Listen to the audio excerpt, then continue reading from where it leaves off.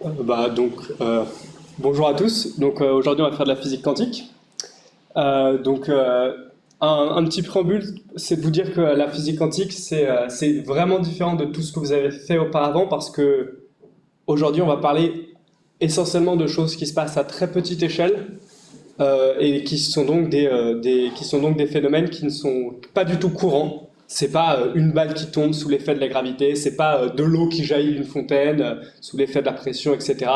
On parle de photons, d'électrons, d'interactions dans la matière, et donc on va essayer de mettre notre intuition de côté et de faire et juste de regarder qu'est-ce qui se passe, qu'est-ce qu'on peut en dire et de ne pas avoir de prérequis parce que on fait de la physique quantique qui est très différente de la physique classique et donc notre intuition ne marche plus du tout. Voilà. Donc comment est née la physique quantique? euh, il y a la physique quantique, elle est née en grande partie autour de questions que les physiciens se posaient autour de qu'est-ce que c'est que la lumière. Un des premiers à avoir parlé de la lumière, c'est Newton, qui pensait que la lumière c'était des petites particules. C'était des toutes petites balles qui se propageaient un peu, qui voyageaient. Il y en a partout et que donc quand la petite balle heurte vos yeux, bah, vous voyez quelque chose. D'accord. Des petites balles donc qui seraient par exemple de couleurs différentes, etc., etc. Plus tard, les gens ont découvert que la lumière avait l'air de se comporter comme une onde. Comment ils ont découvert ça? Bah, vous l'avez vu, je pense, à un cours précédent, c'est ce qu'on appelle la diffraction. Et donc, c'est quand vous avez une fente, vous avez un éclairage, ça arrive sur la fente, et la lumière va dans toutes les directions, enfin dans beaucoup de directions à la fois. Donc, ça pour le coup, c'est une expérience de la vie de tous les jours. Quand il y a une fenêtre quasiment fermée, même si on n'est pas dans l'axe de la fenêtre, on voit quand même de la lumière, etc. Et ça, a priori, c'est pas ce qui se passerait si la lumière c'était des petites particules condensables. Donc ça donne l'impression que la lumière c'est une onde. Et encore plus tard, il y a des physiciens qui ont fait d'autres expériences et qui ont eu l'impression que finalement la lumière c'était aussi un peu des particules. Donc, je vais vous décrire une de ces expériences qui a été réalisée en 1839 par Becquerel. Euh, voilà. Donc, je vais commencer par la première expérience pour parler de l'effet photoélectrique. Tu peux rester bien collé au tableau sinon. Non, mais enfin, c'est bon. Donc, l'effet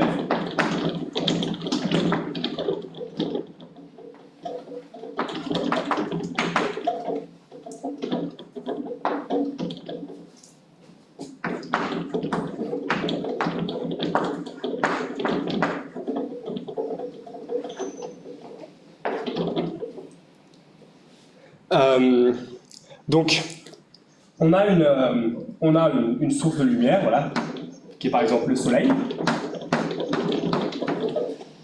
On a une plaque là-dedans, une plaque dans un liquide, avec qui est relié à un certain ici on a un liquide, on a une plaque avec des atomes dessus qui est relié à un certain circuit électrique qui est relié à un autre endroit dans le liquide. La lumière, lorsque je cache et que je mets ça dans le noir, il n'y a rien qui se passe, c'est dans le noir, il n'y a pas de courant, on mesure rien, etc. Par contre, lorsque je laisse la lumière aller frapper la photodiode, enfin la petite plaque, tout d'un coup je mesure un courant électrique entre ces deux, entre ces deux pôles. Donc je l'ai mesuré, j'ai un certain circuit électrique, j'arrive à mesurer un certain courant électrique. Et du coup, qu'est-ce que ça nous dit? S'il y a un courant électrique ici, ça veut dire a priori qu'il y a des électrons qui étaient là, parce que, on va dire que j'ai caché cet endroit-là de la lumière, qui étaient là et qui ont été arrachés par la lumière pour aller jusqu'à la photodiode. Pourquoi? La lumière, que ce soit une onde ou une particule, dans tous les cas, la lumière, ça apporte de l'énergie. Quand vous vous mettez à la lumière, vous chauffez. Vous avez gagné de l'énergie. Et c'est d'ailleurs comme ça qu'un panneau solaire fournit de l'énergie. Quand la lumière arrive sur les atomes, ils gagnent de l'énergie, les électrons gagnent de l'énergie, et ils sont donc excités. Et comme ils sont excités, bah, ils bougent et à un moment, hop, ils vont s'arracher, sortir de l'attraction des atomes. Et une fois qu'ils sont dans le liquide, bah, comme on a un circuit électrique, qu'on a une petite tension d'un côté et vers l'autre, bah, hop, ils vont aller vers l'autre côté. Donc voilà, c'est ce qui se passe.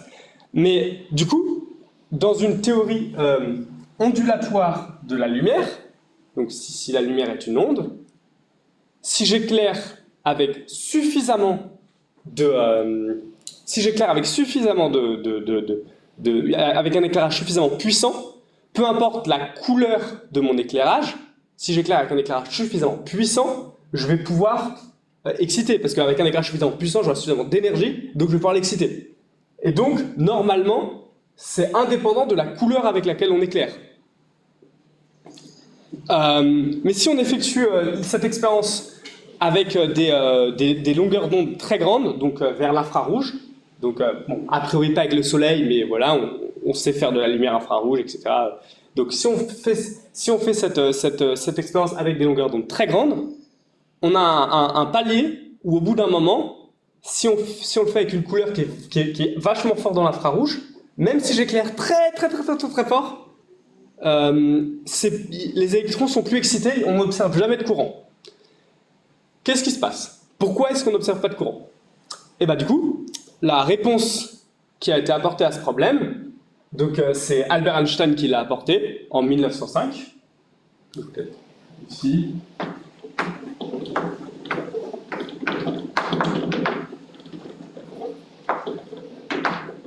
Donc Einstein, qu'est-ce qu'il a dit? Bah, en fait, il a dit la lumière, elle arrive par petits paquets. Un paquet de lumière, c'est ce qu'on appelle un photon, vous le connaissez. Et un photon, il a une énergie définie qui ne dépend que de sa longueur d'onde. Et à la fois expérimentalement et à la fois théoriquement, les physiciens sont arrivés d'accord pour proposer que l'énergie d'un photon est proportionnelle à sa fréquence. Et le facteur de proportionnalité, c'est H, et c'est ce qu'on appelle... c'est la constante de Planck. C'est le facteur de proportionnalité entre la fréquence et l'énergie. Et donc, là, on comprend ce phénomène de l'effet photoélectrique. Qu'est-ce qui se passe? Si la longueur d'onde est très grande, comme la fréquence... Il y a un problème de connexion, je ne sais pas ce qui se passe.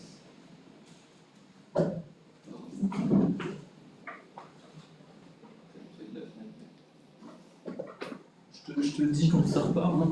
Après c'est en train de redémarrer, je pense. Normalement on est reparti, tu peux... Ok, je reprends où du coup? Reprends sur ton ça va plus. Donc, les physiciens sont tombés d'accord sur le fait que c'était raisonnable de dire que l'énergie était proportionnelle à la fréquence avec un facteur qu'on appelle H et qui est la constante de Planck. Donc, bon, on reprend. Donc, l'énergie est proportionnelle à la fréquence avec un facteur de proportionnalité qui est la constante de Planck. Ça, c'est la constante de Planck. Et donc là, on comprend l'effet photoélectrique. Pourquoi? Pour des longueurs d'onde très grandes. Donc l'infrarouge, c'est une longueur d'onde très grande. La fréquence, comme elle est inversement proportionnelle à la longueur d'onde, elle est très petite. Et du coup, pour des longueurs d'onde très grandes, ça c'est très petit. Donc ça c'est très petit. Et lorsque l'énergie est très petite, le photon qui arrive, qui excite l'électron, il ne lui donne pas assez d'énergie pour que l'électron puisse sortir. Donc l'électron il reste excité mais relié à l'atome. Il va se désexciter.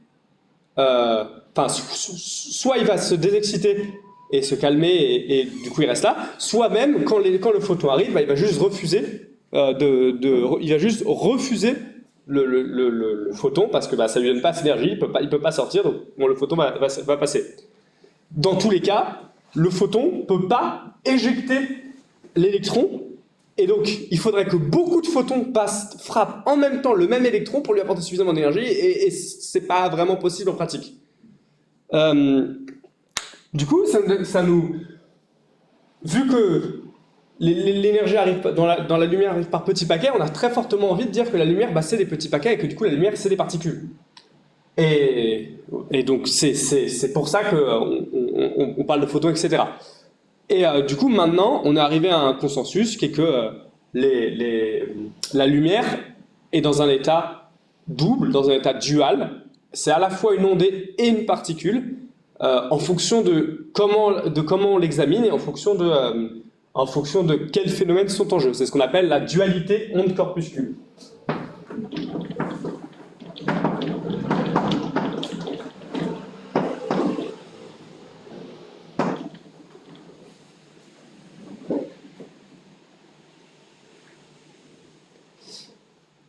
Donc, maintenant, on va essayer de parler un peu plus précisément de ce qui se passe là, donc, quand notre lumière arrive vers nos atomes.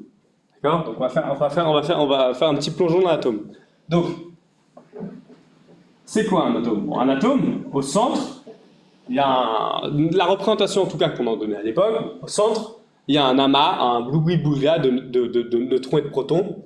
À l'époque, ils ne savaient pas forcément qu'il y avait des neutrons et des protons, mais en tout cas, il y a quelque chose au centre qui concentre la majorité de la masse.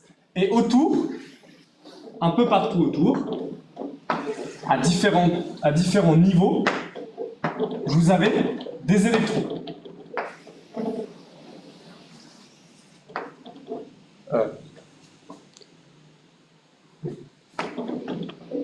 Voilà. Bon, je ne vais pas tous les dessiner sur toutes les couches, mais voilà. Ok. Donc vous avez des électrons qui sont à différents niveaux. Ceux-là, ici, c'est les plus stables, ils sont le plus proches de l'atome, ils ont vraiment envie d'y rester. Ceux-là, ils sont un peu moins stables. Ceux-là, ils sont vraiment loin, donc pour eux, partir de l'atome, ça les dérangerait pas trop. Ils n'ont pas besoin de beaucoup. On dit que leur énergie de liaison, l'énergie qui les lie à l'atome, est assez faible, et du coup, il faut leur apporter qu'un petit peu d'énergie pour arriver à les exciter. Donc, quand un électron est excité parce qu'on lui apporte de l'énergie, par exemple, ou parce qu'il est soumis à un champ magnétique, je ne sais pas. Quand un électron est excité parce qu'il reçoit un photon, par exemple, il va vouloir passer à un certain niveau au-dessus, voir s'il est suffisamment excité, carrément partir. Et ensuite, parfois, quand vous avez trop d'électrons qui sont à un endroit ou qui se sont excités, etc., et qu'il y a de la place, libre ici, il y en a qui vont redescendre, donc se désexciter, et pour se désexciter, ils vont émettre de l'énergie, des petits photons. Voilà. Donc, ça, c'est la représentation usuelle qu'on fait de l'atome. Et donc, ce qu'on peut dire, c'est que vous avez des niveaux d'énergie. Donc, en bas, il y a le niveau le plus stable, donc, qui est E1, puis après il y a E2, etc., E3, etc. Plus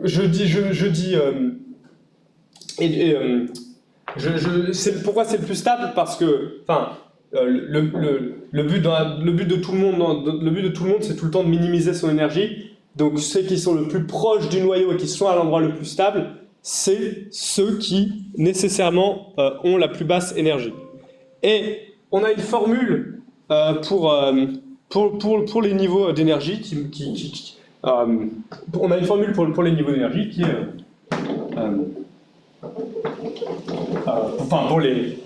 on a une formule pour les niveaux d'énergie qui est que le niveau d'énergie N, c'est moins 13,6 électronvolts. L'électronvolt, c'est une unité sur N carré.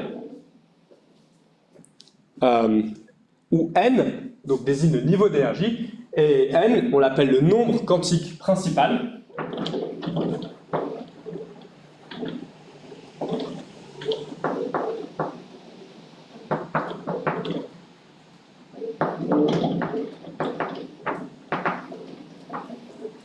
C'est le nombre quantique principal, et du coup c'est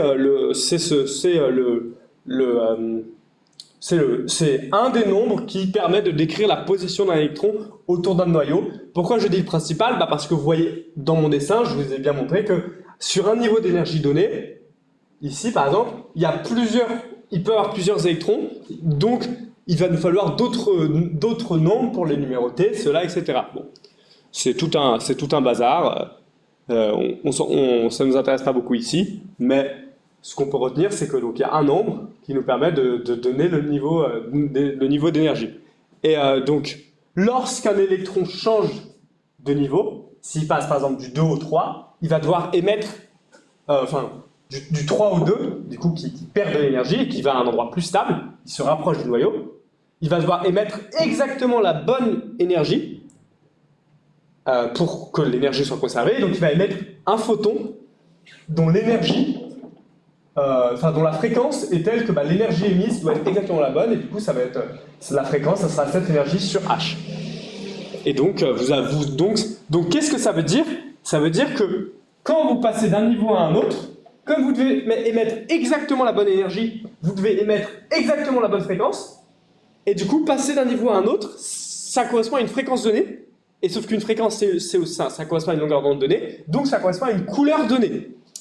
Donc, ça, c'est vachement cool, parce que ça veut dire que si je regarde un atome, ça va être dur, mais si je regarde un groupe d'atomes qui sont tous les mêmes, et que je regarde c'est quoi les photons qu'ils émettent vers moi, donc c'est-à-dire que je regarde les couleurs, les différentes couleurs qu'ils émettent vers moi, je vais pouvoir connaître leurs différents niveaux d'énergie, et du coup je vais pouvoir connaître leur structure. Parce que, oui, voilà. Je vais pouvoir connaître leur structure. Et donc, cette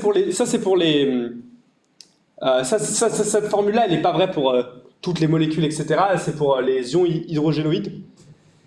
Et donc, si vous avez un hydrogène et un électron autour, par exemple, mais si vous prenez une certaine molécule compliquée qu'on utiliserait, je ne sais pas, en chimie, qu'il y a dans le corps humain, etc., en regardant ce qu'est la lumière qu'elle émet, je peux connaître ses niveaux d'énergie, et du coup, je peux regarder sa structure. Donc c'est très important d'arriver à connaître les niveaux d'énergie pour arriver à trouver ensuite la structure.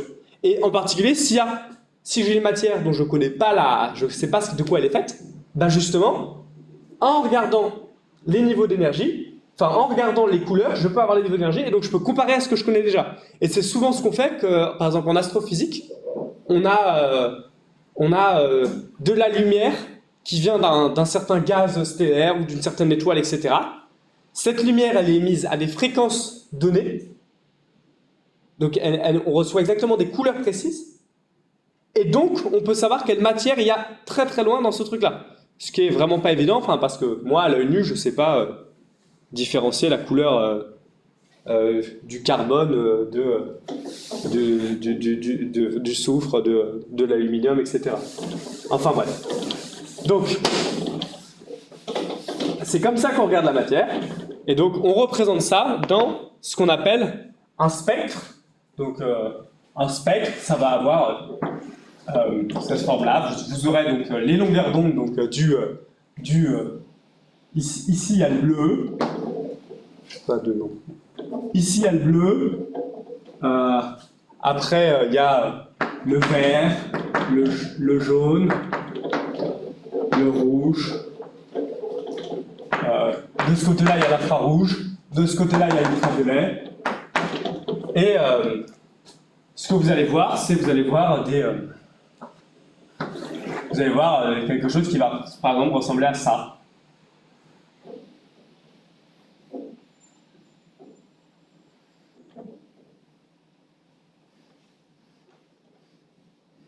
Vous allez avoir quand vous allez regarder, vous allez avoir des fréquences précises pour lesquelles vous allez voir avoir beaucoup de lumière, et pour les autres, vous n'en aurez quasiment pas. Et donc, ça vous donne que à lambda qui vaut X nombre de nanomètres, on reçoit beaucoup de lumière, donc il y a un niveau qui correspond à cette énergie précise-là, etc. Donc ça, c'est ce qu'on appelle un spectre lumineux. Voilà. Donc, maintenant, on va parler d'autre chose. On va parler du deuxième problème qui a amené la naissance de la physique quantique. Ça, ce premier phénomène-là, donc la dualité onde-corpuscule qui est représentée, mais qui à l'époque, qui est issu de l'effet photoélectrique qu'à l'époque on savait pas, à l'époque on savait pas expliquer l'effet photoélectrique. D'ailleurs, à l'époque, les physiciens pensaient que la physique était quasiment résolue et qu'il y avait juste quelques petits détails à régler, dont l'effet photoélectrique. Cet effet photoélectrique a mené à la physique quantique, ce qui nous permet maintenant de faire tout un tas de choses autour de la structure de la matière. Ça, c'était le premier grand problème, enfin le premier des grands problèmes qui se posaient à la physique à l'époque. Et l'autre, c'était le problème du corps noir.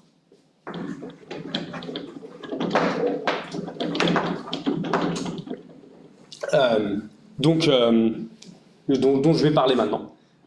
Qui est aussi, le problème porte aussi un nom qui est la catastrophe la catastrophe ultraviolette.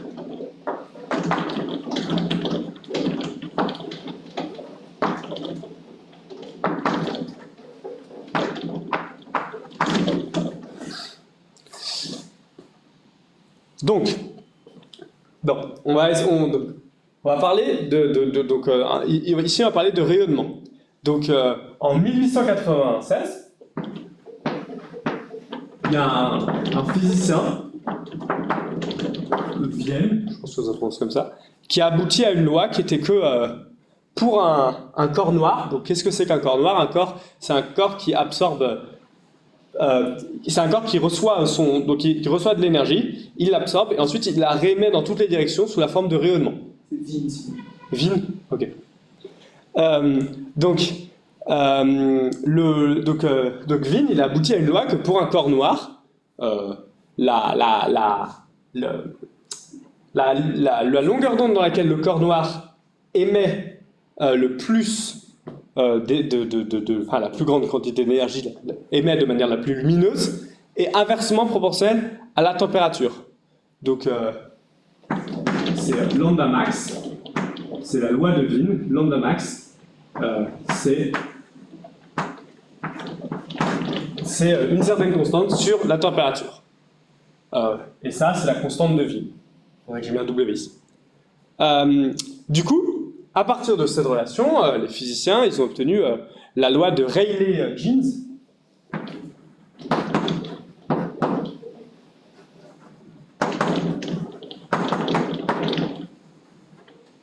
Qui du coup stipule que la puissance émise par longueur d'onde est proportionnelle,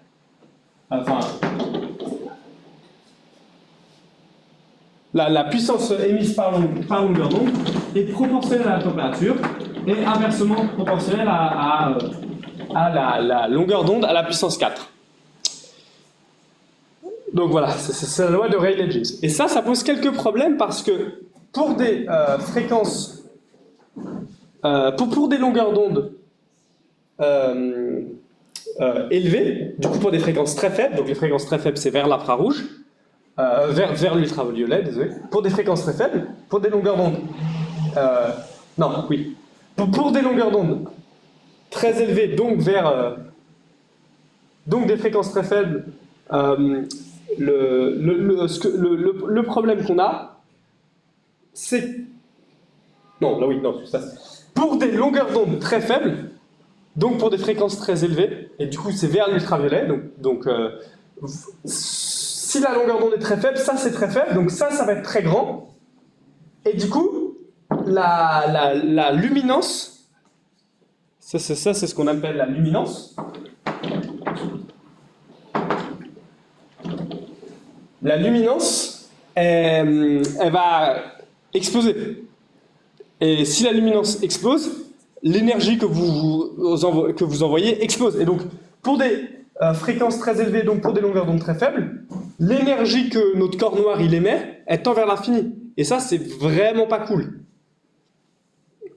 Du coup, comme les physiciens sont arrivés là, c'est justement pour ça qu'ils ont parlé de catastrophe ultraviolette, parce que vers l'ultraviolet, on a une catastrophe, on a cette courbe-là, elle va complètement exploser vers l'ultraviolet, et du coup, on va émettre une quantité infinie d'énergie, et c'est pas possible. Parce que sinon, on n'aurait pas de problème sur Terre non, sinon on serait grillé par le Soleil, plutôt, disons. Donc, comment les physiciens ont résolu ça? Ils ont de nouveau fait appel aux photons, et donc ils sont de nouveau dit, en fait, la lumière, c'est pas continu, c'est pas une onde, c'est des petites particules, des petits paquets qu'on appelle des quantas. Donc c'est Planck qui a proposé cette hypothèse, cette fois-ci, pour résoudre le corps noir. Et ça permet de résoudre ça parce qu'en fait, si vous voulez émettre un photon à une longueur de très très faible et donc très élevée, de 1, vous allez émettre de la lumière votre matière ne peut émettre de la lumière qu'à des fréquences bien définies, parce que, comme on l'a vu précédemment, la lumière émet qu'à des fréquences bien définies. Du coup, il n'y a que des fréquences bien définies où on va l'émettre. Et ensuite, si j'émets si j'émets des photons dans l'ultraviolet avec beaucoup d'énergie, je vais en émettre très très peu. Et du coup, je vais garder la quantité d'énergie émise finie. Et donc, voilà, on peut faire plein de calculs compliqués à partir de cette hypothèse, etc., etc. On va pas les faire, évidemment. Mais ça nous donne ça permet de trouver la loi de Stefan Boltzmann.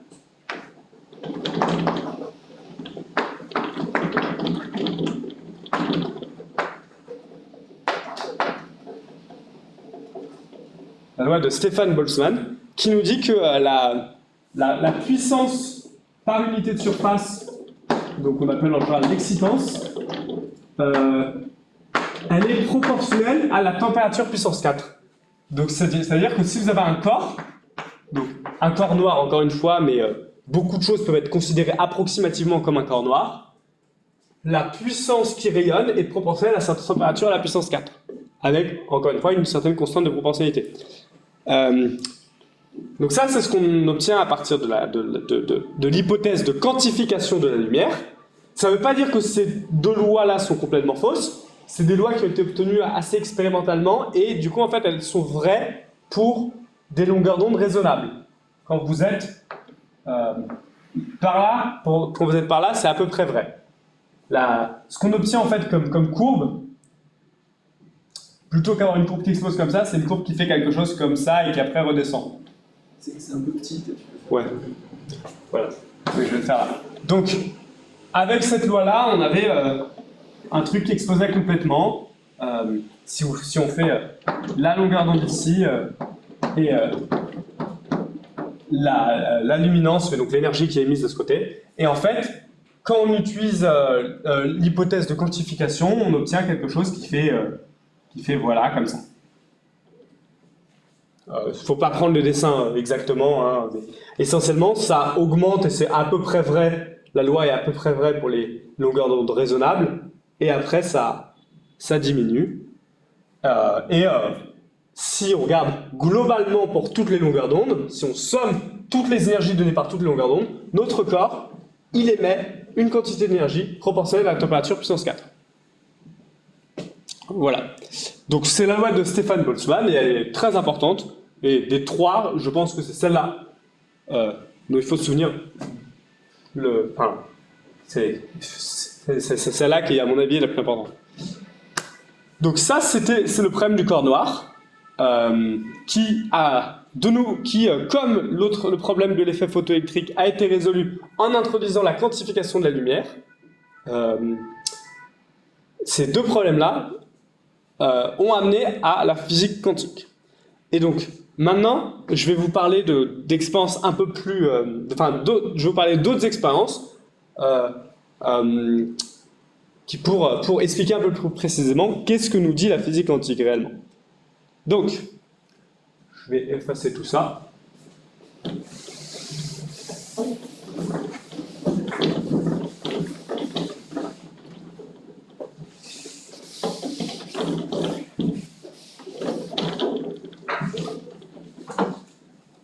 Donc, on va parler de l'électron et du caractère quantique de l'électron, parce que donc, bon, a priori, là vous êtes plus en train de dire un électron c'est une particule. Parce que contrairement à la lumière, on a assez peu d'expérience dans la vie de tous les jours où un électron c'est une onde. Et c'est ce que les gens pensaient avant l'expérience que je vais vous décrire. Donc, on imagine, c'est l'expérience des fentes de Young.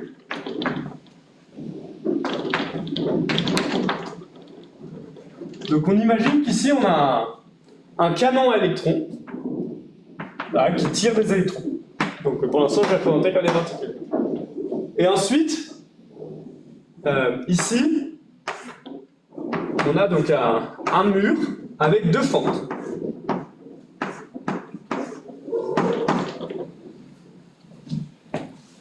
Et donc, les électrons passent à travers une des deux fentes. Enfin, je ne les tire pas de manière extrêmement précise, donc il y en a même potentiellement qui s'écrasent ici, etc. Et derrière, donc ils continuent leur bout de chemin. Et derrière, j'ai mis un écran sur lequel donc, je vais mesurer l'endroit où les photons arrivent. Je vais mesurer leur impact. Donc, globalement, qu'est-ce qui se passe? Si on n'avait qu'une seule fente, donc si au début on cache celle-là, ce qu'on observe, c'est... au début, je cache celle-là. J'ai une seule fente, ce que j'observe, c'est un endroit où mes électrons sont à peu près uniformément présents, qui est donc l'espace de la fente. Et de temps à autre, parce que par exemple, notre fente elle est physique, donc quand votre électron il arrive, bah, il peut toucher le bord, être un peu dévié, etc. Ou alors, comme ici je suis à distance finie, je peux arriver à le tirer légèrement de travers, etc. Ou votre électron, en se baladant dans l'air, il touche un truc, il peut dévier un peu de trajectoire, et du coup vous avez des petits électrons qui, vous en avez un peu là. Ici, vous en avez encore un peu et quasiment plus ici. Et la même chose de l'autre côté. Donc si on regarde le nombre d'électrons, maintenant on va faire une vue de haut sur notre tableau. Vous avez un endroit où vous avez beaucoup d'électrons et au tout, vous en avez de moins en moins, comme ça. Voilà. Maintenant, si j'échange, que je cache cette fente et que je laisse cette fente libre, j'ai la même chose. Donc là, c'est ma deuxième fente. Bah, là, cette fois-ci, j'ai ça.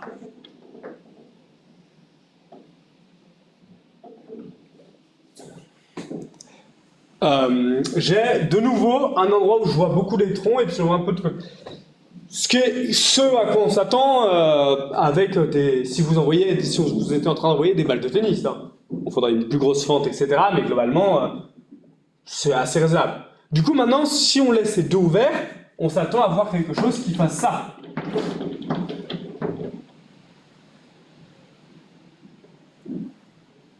Ça, c'est ce à quoi on s'attend. C'est que... on s'attend à ce qu'elle soit... Bon, oui. On s'attend à ce qu'elle soit 2 fois moins haute parce que les électrons passent la moitié par là, la moitié par là, si je les tire bien au hasard. Mais sinon, on s'attend à ce que on superpose nos deux probabilités et que donc, globalement, il y en ait beaucoup en face de cette fente, beaucoup en face de cette fente, et de moins en moins au fur et à mesure qu'on s'éloigne des fentes.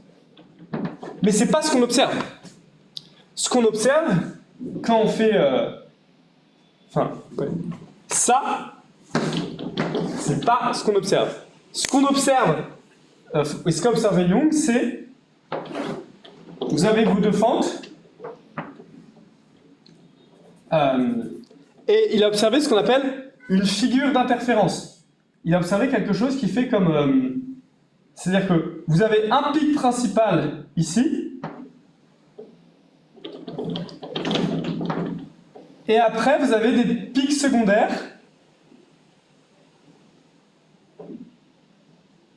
Hop. C'est pas extrêmement bien dessiné, mais on va s'en satisfaire. Donc, ce qu'il a observé, c'est qu'il y avait beaucoup d'électrons qui allaient au milieu, et après, il y avait des pics secondaires à différents endroits, et que bon, ça diminuait, mais ça, après ça, on s'y attend que ça diminue. On n'imagine pas que si j'ai ma fente, mon miroir, que par là-bas, très très loin, je vais retrouver des électrons. Non. Mais par ailleurs, on les observe plus directement en face des fentes. Ils sont à un certain nombre d'endroits et on observe une figure que normalement vous avez déjà vue, qui est du coup une figure d'interférence. Ça, normalement, c'est ce qu'on observe quand on a une onde qui traverse deux fentes. Et là, vous avez des interférences avec des points hauts, des points creux, des points hauts, etc. Donc ça, c'est nos points hauts, nos points hauts et nos points creux. Du coup, ce qu'on a envie de dire là, c'est notre électron, c'est une onde. Mais c'est un peu étrange de dire ça parce que, on sait que l'électron, il a une charge donnée, etc.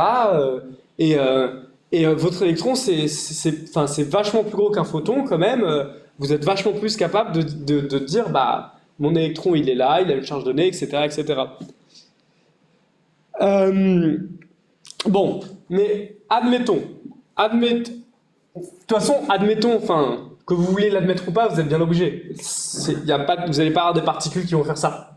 Vous êtes bien obligé d'admettre que c'est non. Bon, c'est bizarre, mais c'est pas grave. On accepte ça.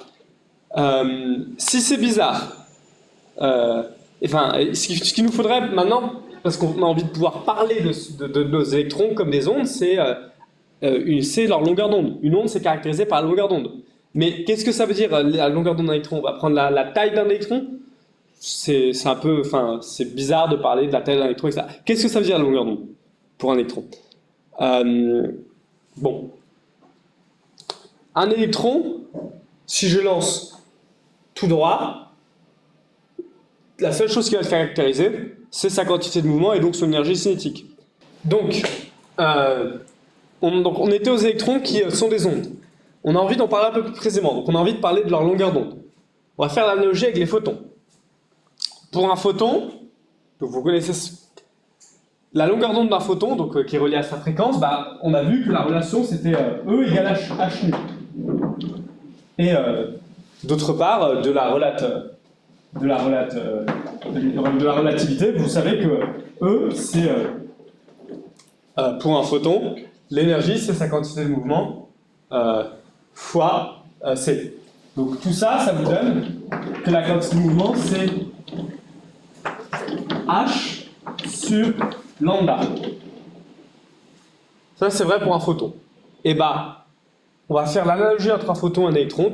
A priori, dans notre vue de particules, c'est tous les deux des petites boules. Dans notre vue des ondes, c'est tous les deux des ondes. Bon, ce qu'on va dire, c'est que cette relation, elle va être vraie pour un électron.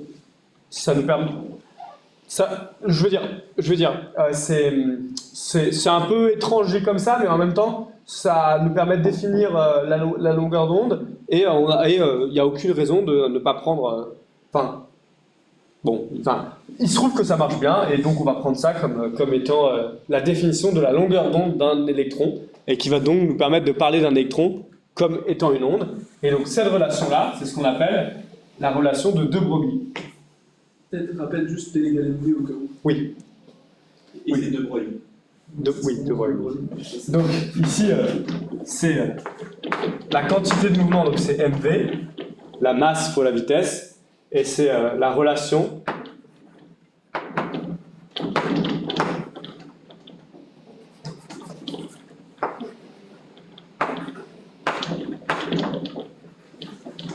de De Broglie. Et donc, il se trouve que ça, quand on l'applique à notre forme de Young, qu'on fait les calculs, parce que comme c'est une onde, bah, on peut faire les calculs sur où vont être les tops, où vont être les creux, etc. Et qu'ensuite on compare aux expériences, on obtient que ça matche très bien. Donc puisque ça matche très bien, bah, c'est une relation qui a priori est vraie. Donc, super, nos photons sont des ondes et sont aussi des particules, comme on l'a vu juste avant. Nos électrons sont des ondes, mais du coup, est-ce que les électrons sont vraiment des particules ou pas? Et bah, on va voir ça en modifiant un peu notre expérience. Parce qu'en fait, si votre électron, c'est une onde, quand l'onde arrive, l'onde, elle passe par les deux fentes à la fois. Quand vous avez de la mer qui arrive, enfin, une onde dans la mer qui arrive et que vous avez deux fentes, bah, elle va passer dans les deux à la fois. Mais mon électron, je suis en train de l'élancer, là, j'ai quand même envie de dire, ah, il passe par là, ah, il passe par là, ah, dans lequel est-ce qu'il passe? Et ça, c'est... mais si j'arrivais à faire ça, j'aurais un peu du mal à dire que c'est une onde. Bon. Est-ce que je peux mesurer par quelle fente passe l'électron? Est-ce que je peux faire ça? Bah, ce que je peux faire, en fait, c'est essayer d'avoir Comme on a vu que les électrons étaient... Enfin, je peux essayer littéralement de mesurer s'ils passent par là ou par là, en mettant deux petites lampes qui éclairent les fentes avec de la lumière. Quand mon électron il passe, il diffuse des photons dans certaines directions, donc je vais voir un flash lumineux à chaque fois qu'il passe. Je vais voir un flash lumineux.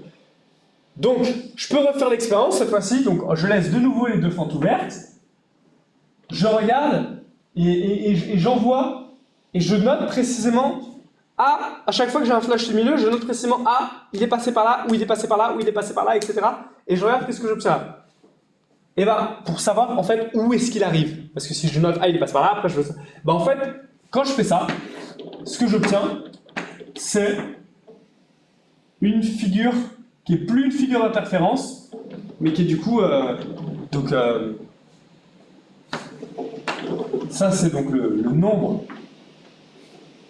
de photons. Et ça, c'est un l'abscisse X, où X, là, il est comme ça, ici, le tableau. J'obtiens la superposition des deux figures qu'on voulait avoir tout à l'heure. Ça veut dire quoi? Ça veut dire que mon électron, c'est une particule et que j'ai réussi à savoir par où il passait ou par où il passait? C'est un peu bizarre que là, l'expérience n'a pas changé et pourtant, les résultats ont changé.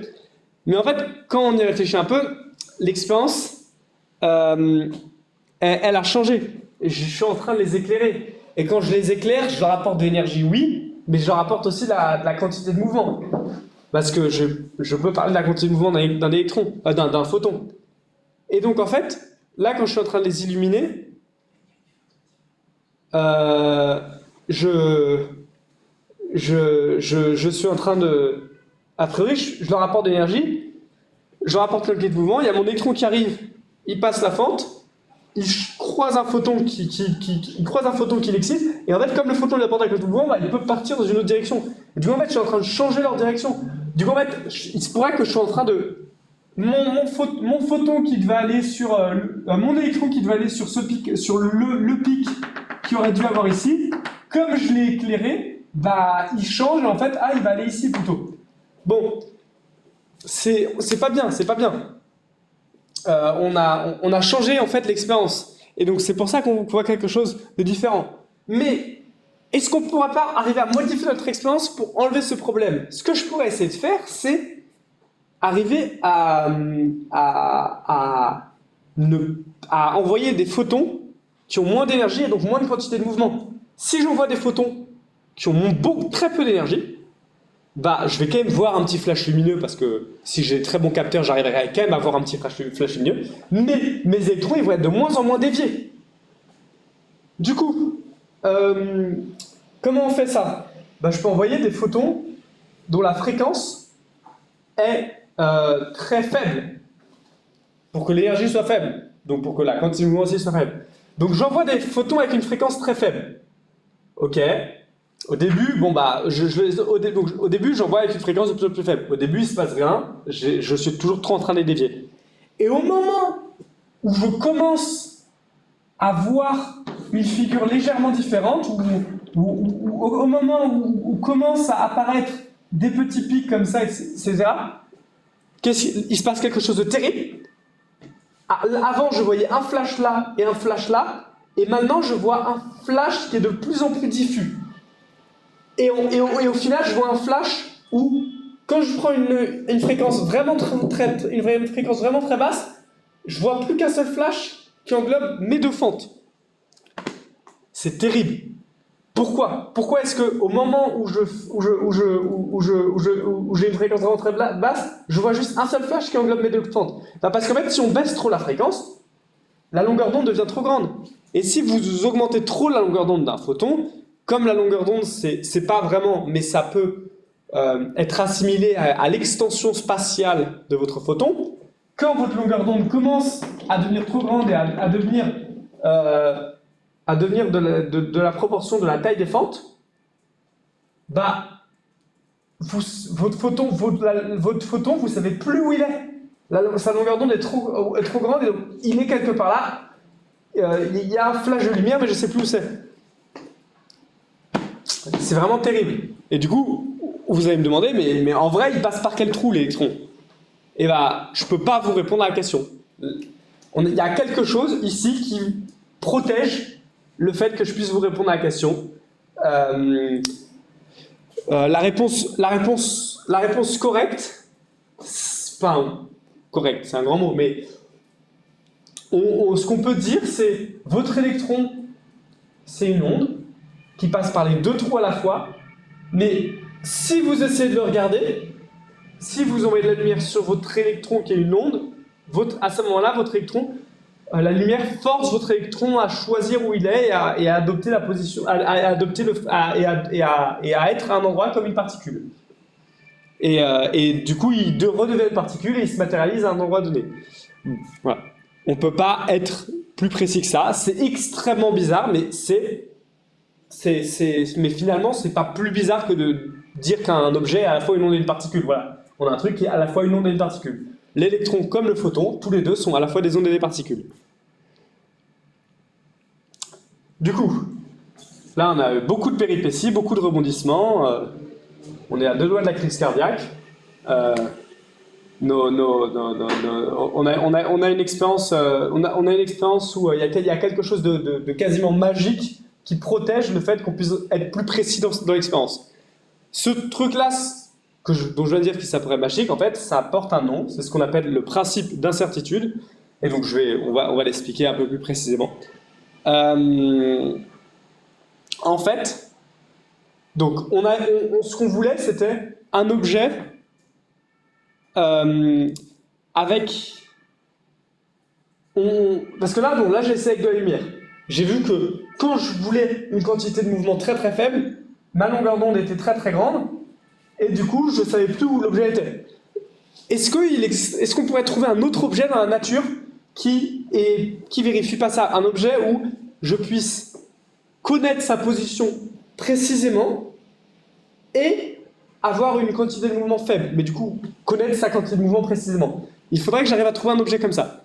Il se trouve qu'un objet comme ça n'existe pas, parce qu'il y a un principe qui protège qui empêche l'existence d'un objet comme ça. Si un jour quelqu'un, quelque part, arrive à trouver un objet comme ça, la physique quantique devient fausse, mais tant qu'on n'a pas réussi à trouver d'objet comme ça, et on a de bonnes raisons de croire qu'il n'y a pas d'objet comme ça, et ben la physique quantique est protégée. C'est ce qu'on appelle le principe d'incertitude d'Heisenberg.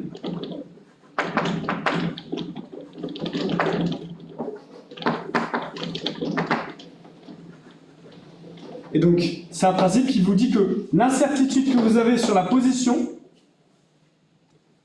d'un objet, multiplié par l'incertitude que vous avez sur la quantité de mouvement, c'est plus grand que h bar sur 2, où h bar c'est la constante de Planck réduite, c'est ce qu'on appelle la constante de Planck réduite, et du coup c'est h sur 2 pi.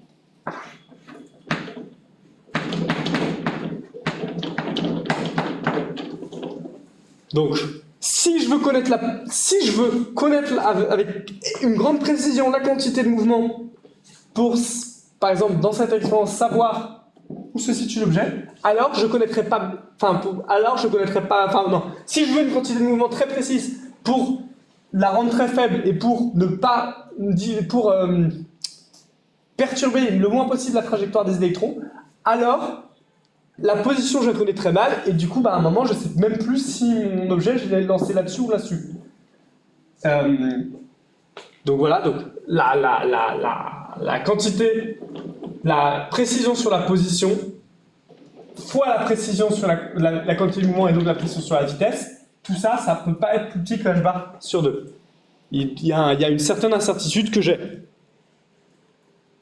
Et voilà, il faut l'accepter. Il y a une certaine incertitude minimale que je puisse avoir sur la position, enfin sur les caractéristiques de mon objet, à savoir sa position et sa vitesse. Et donc c'est ce qui nous empêche de faire ça, et c'est ce qui protège, qui protège la physique, enfin la mécanique quantique.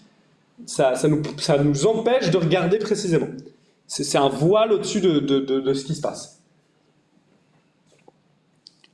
Mais quand je dis ça nous empêche de regarder précisément ce qui se passe, si ça se trouve, on n'en sait rien. Si ça se trouve, il ne se passe rien de plus précis que ça. Si ça se trouve, les objets ne sont pas réellement à des places définies, etc.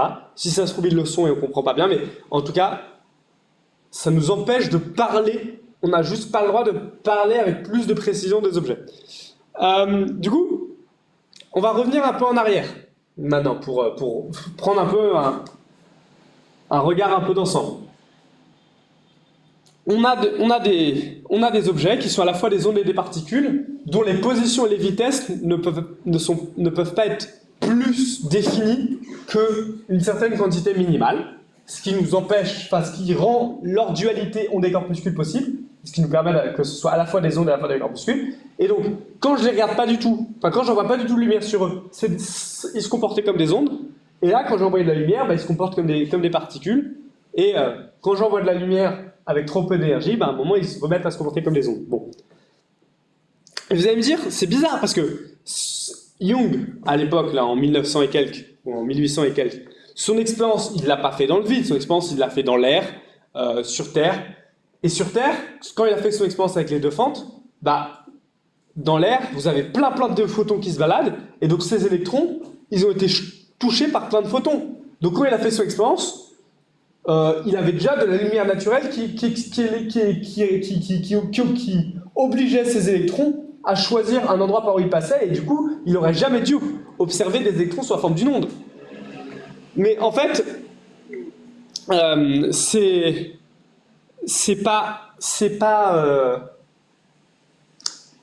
pourquoi est-ce que ce raisonnement-là est faux?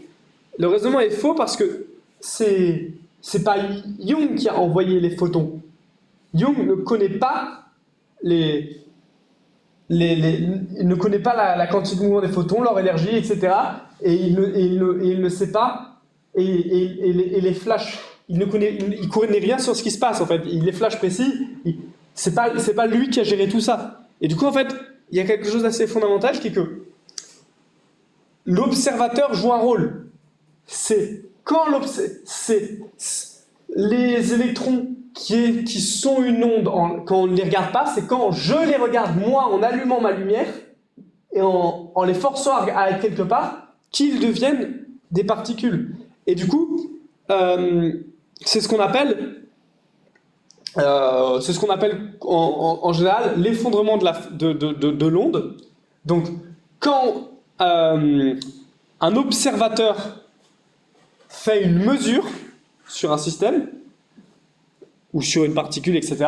Ce système qui, initialement, était une onde, et donc avec plusieurs positions possibles, etc., s'effondre et choisit une position spécifique. Enfin, choisit.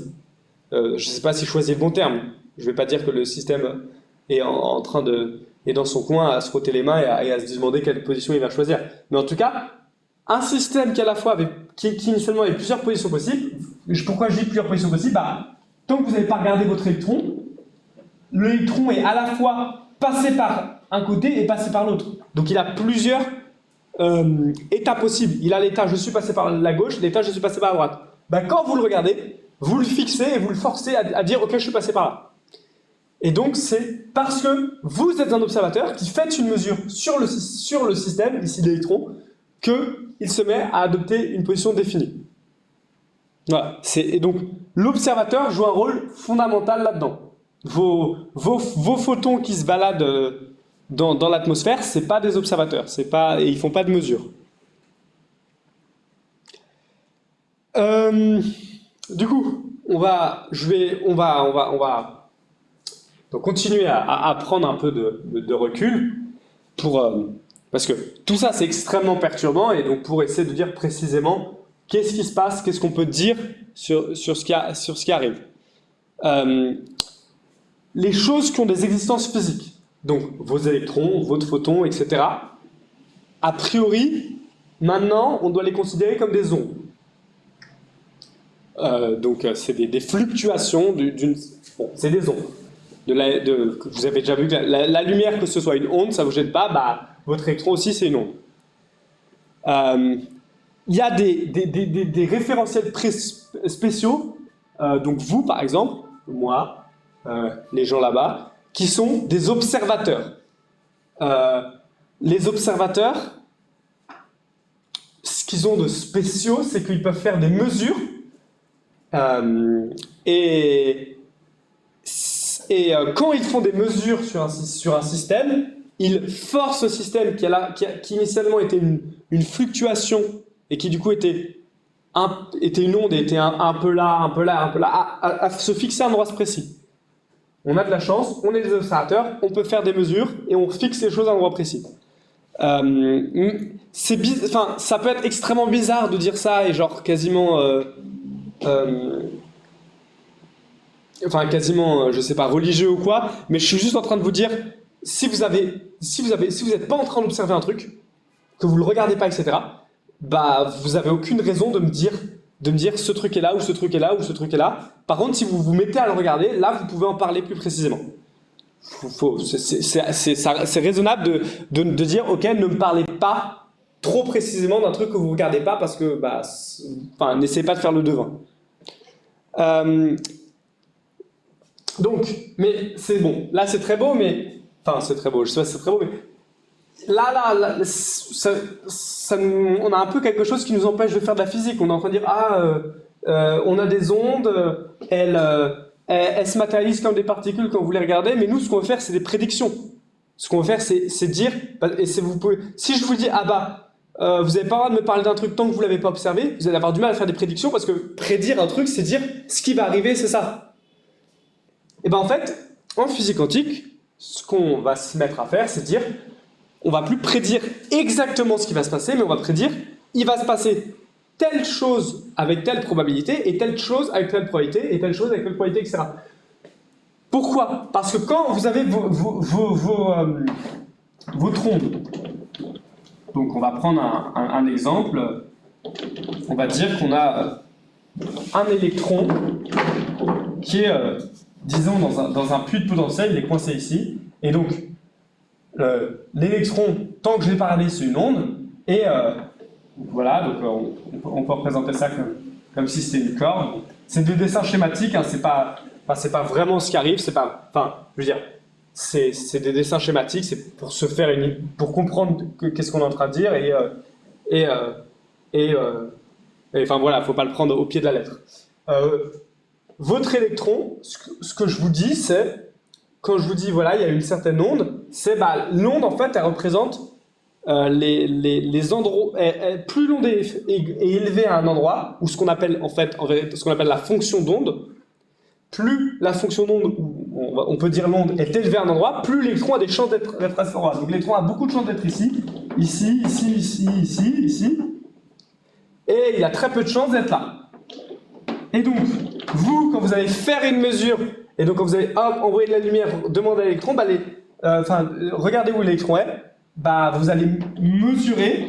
Si vous faites l'expérience 1 trilliard de fois, vous allez trouver un certain nombre de fois ici, un certain nombre de fois ici, et là, et vous allez trouver jamais ici, jamais ici, jamais ici, jamais ici, jamais ici, et un tout petit peu ici, etc. Et donc, on va pas prédire exactement l'électron est là à un instant T, machin bidule truc, parce que de toute façon, ce qu'on vient de dire, c'est on peut plus prédire exactement où il est. Enfin, on peut pas savoir a priori, donc prédire, voilà, il va être à ce moment-là, mais ce qu'on va dire, c'est que il peut être à cet endroit-là, cet endroit-là, cet endroit-là, cet endroit-là, etc., avec des probabilités données. Voilà. Et donc, donc l'outil principal, je vous donne juste le nom, pour la culture, l'outil principal qui nous permet de calculer ces probabilités d'être à des endroits, c'est ce qu'on appelle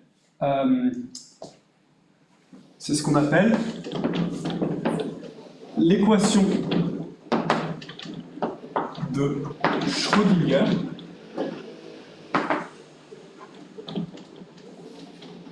L'équation de Schrödinger qui nous permet de calculer cette fonction d'onde et de savoir où sont c'est quoi les probabilités pour un système d'être dans un certain état physique. L'état je suis là, etc. Voilà. Maintenant, on peut de nouveau faire de la physique. On s'est fortement compliqué la tâche, mais en suivant cette équation-là, je vais pouvoir prédire, voilà, c'est à peu près à cet endroit, ça peut être à cet endroit, ça peut être à cet endroit, ça peut être à cet endroit-là, etc. Et je vais pouvoir faire de la physique. Euh, et, et, vous n'êtes pas content, je veux dire, acceptez-le, quoi. Il n'y a pas d'autre choix que de faire, ok, d'accord. Sinon, tant pis pour vous. C'est un grand changement de paradigme, mais voilà, on peut de nouveau faire de la physique et on va juste prédire, il peut se passer cette chose, cette chose, cette chose, cette chose, cette chose, cette chose, etc. Mais et du coup, si on revient à de la physique un peu plus classique à grande échelle, en fait, en vrai, ça, on s'en à grande échelle pour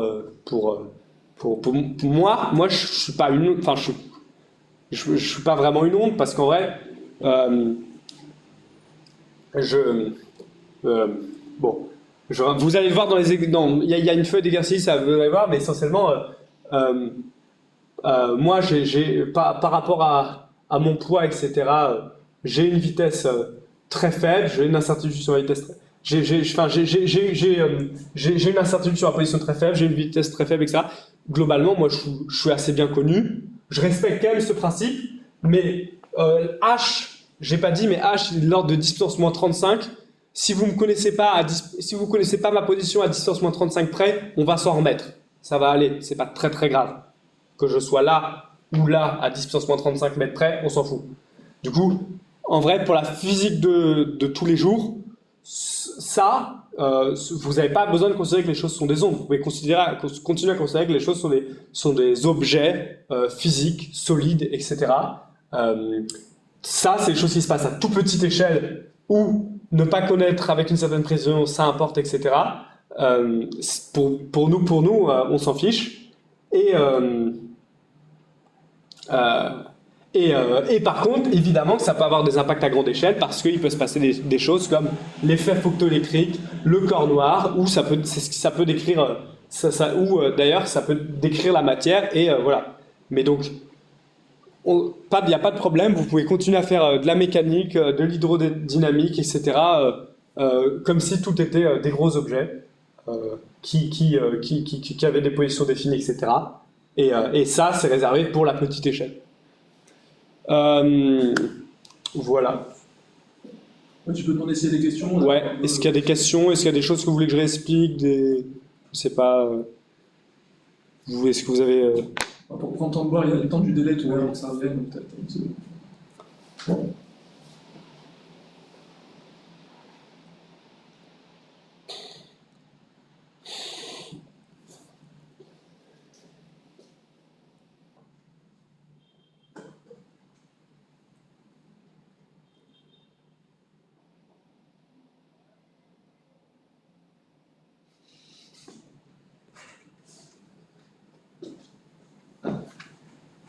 On n'a pas à connaître l'équation de Schrödinger du coup?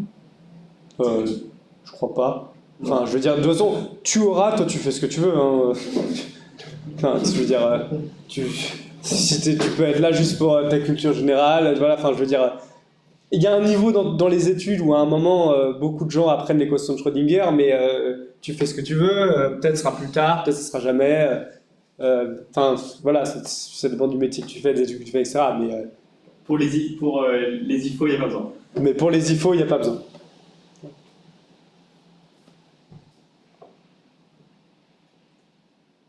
C'est-à-dire que le délai pour l'aller-retour est passé, hein, donc s'il n'y a pas d'autres questions. Ah oui. Les ordinateurs quantiques, ça utilise cette incertitude de position des électrons pour faire plein de calculs en même temps? Alors, bon, je ne suis pas un spécialiste des ordinateurs quantiques, mais essentiellement, c'est si votre... c'est pas vraiment... Enfin, c'est un peu ça, mais c'est pas vraiment l'incertitude de la position, c'est plus de dire que si votre électron est dans... Ici, notre électron, tant que je n'ai pas envoyé de la lumière, et tant que je ne l'ai pas vu sur le tableau, je peux dire, quand il est entre les deux, je peux dire, il est dans un état superposé de à la fois l'électron est passé par la gauche et l'électron est passé par la droite. Il a un état superposé. À la fois l'électron est passé par la gauche et à la fois l'électron est passé par la droite. Vous avez peut-être déjà entendu ça avec le chat de Schrödinger, où on dit, bah voilà, on a un chat qui est à la fois mort et vivant. Bon. Si vous n'avez pas entendu ça, on s'en fiche, pas grave. Votre électron, il est dans deux états à la fois.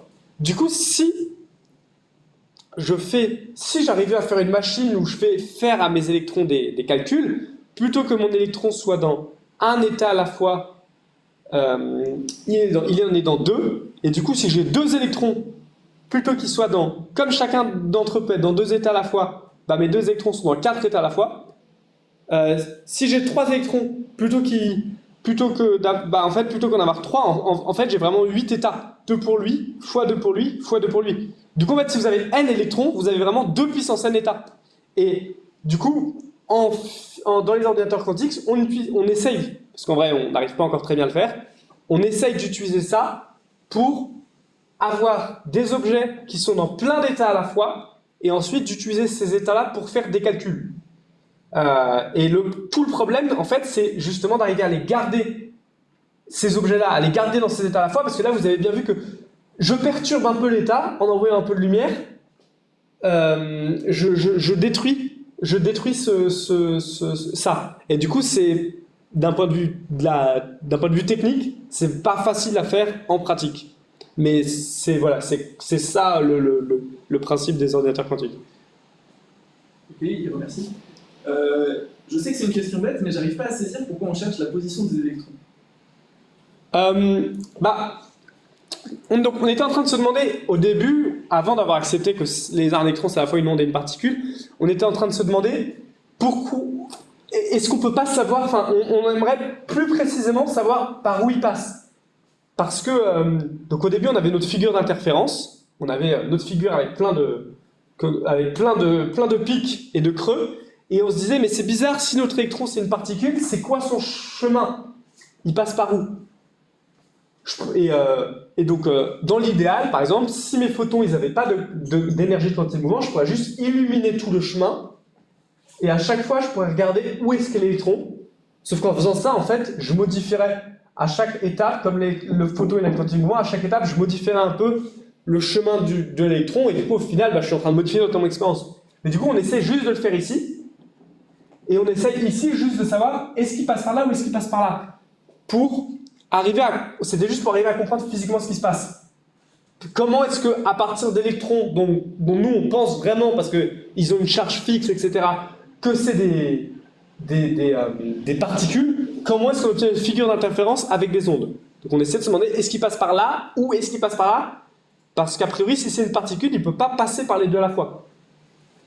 Voilà. Et donc c'est pour ça qu'on essaie de trouver la position de l'électron. Enfin, et c'était du coup, est-ce qu'il est passé par là ou par là? Et il se trouve que quand on fait ça, on change l'expérience et on obtient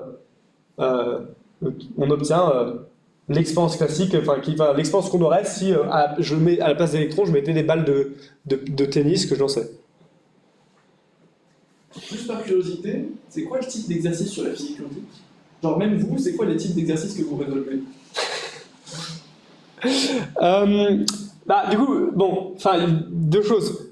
Aux IFO, ça va, enfin, aux IFO, ça peut être des exercices où on va vous dire, voilà, bon, ça peut être des exercices où on va vous dire, ok,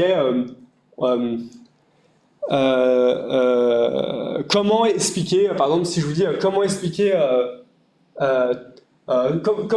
que une voile solaire, par exemple. Donc une voile solaire, c'est euh, vous avez vous avez une voile, vous avez le soleil et la lumière qui a priori n'a pas de masse fait pression sur la voile pour la faire avancer.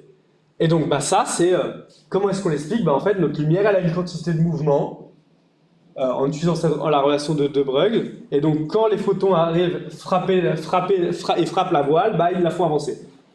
Donc, c'est par exemple ce genre de truc. Ça va être de dire, OK, quelle est l'énergie minimale à apporter à un électron qui est autour d'un atome ou autour d'une molécule donnée, etc., pour arriver à l'éjecter. Ça va être, quelle va être la couleur de la lumière qu'on va recevoir, ce genre de choses. Et ensuite, ce qu'on fait plus tard, en vrai, bon déjà on ne fait pas beaucoup de je résous un exo, mais plus de j'utilise la physique quantique pour faire quelque chose. Et du coup, ça va pouvoir être utilisé pour les ordinateurs quantiques, pour faire pour en tout ce qui est en imagerie et en spectroscopie, en chimie, et je ne sais pas si c'est trop utilisé dans le médical ou quoi, mais vous avez besoin de savoir qu'est-ce qui se passe quand votre lumière touche vos atomes pour pouvoir, et vos molécules pour pouvoir analyser les molécules. Donc ça va vous permettre de faire, de faire de faire tout un tas d'analyses en envoyant de la lumière sur des objets pour savoir de quoi sont composés ces objets, etc. En physique, vous allez pouvoir expliquer tout un tas de phénomènes, voilà, et dire et expliquer des choses, par exemple l'effet tunnel, en physique un peu plus appliquée, faire ce qu'on appelle des jonctions de Josephson, etc. Tout un tas utiliser la particularité de la physique quantique pour faire tout un tas de phénomènes différents. Ok, merci. Il n'y a pas d'autres questions pour vous.